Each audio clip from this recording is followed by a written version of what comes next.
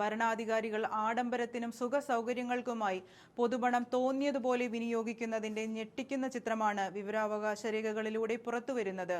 ഡൽഹിയിലെ ല്യൂട്ടൺ സോണിലുള്ള കേന്ദ്രമന്ത്രിമാരുടെ ഔദ്യോഗിക വസതികൾ അറ്റകുറ്റപ്പണി നടത്താനും മോടി പിടിപ്പിക്കാനും വേണ്ടി മാത്രം കേന്ദ്ര പൊതുമരാമത്ത് വകുപ്പ് കഴിഞ്ഞ 12 വർഷത്തിനിടെ ചെലവഴിച്ചത് 547.68 കോടി രൂപയാണ്.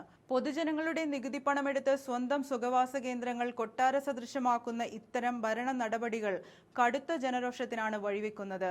നരേന്ദ്രമോദി സർക്കാർ അധികാരമേറ്റ 2014-15 കാലയളവിൽ മന്ത്രിവസതികളുടെ നവീകരണത്തിനായി ചെലവഴിച്ചത് 27.47 കോടി രൂപയായിരുന്നു എങ്കിൽ ഏറ്റവും ഒടുവിലത്തെ 2025-26 സാമ്പത്തിക വർഷങ്ങളിൽ മാത്രം അത് 92.35 കോടി രൂപയായി കുതിച്ചുയർന്നു.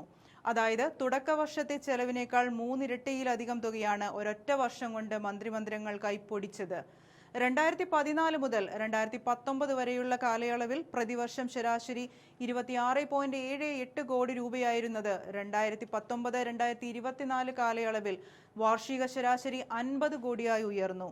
തൊട്ടടുത്ത 2024-25 ചെലവ് 71.98 കോടിയും തുടർന്ന് 2025-26 92.35 കോടിയും എന്ന റെക്കോർഡ് തുകയിലെത്തി നിൽക്കുകയാണ്.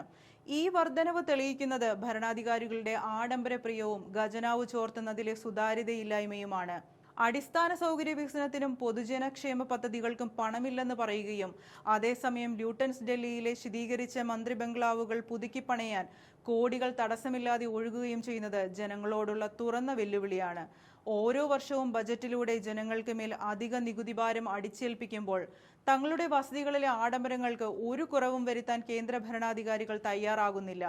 സുതാര്യതയും ലാളിത്യവും പ്രസംഗിക്കുന്നവർ വിവരാവകാശ രേഖകളിലൂടെ പുറത്തുവരുന്ന ഈ വൻ തുകയുടെ കണക്കുകൾക്ക് മുന്നിൽ മറുപടിയില്ലാതെ നിൽക്കുകയാണ്. നികുതിദായകരുടെ വിയർപ്പൊഴുക്കിയുള്ള പണം തോന്നിയതുപോലെ ചെലവഴിക്കുന്ന ഇത്തരം നടപടികൾ വരും ദിവസങ്ങളിൽ കൂടുതൽ കടുത്ത ചോദ്യം ചെയ്യലുകൾക്ക് ഇടയാക്കുമെന്നതിൽ സംശയമില്ല.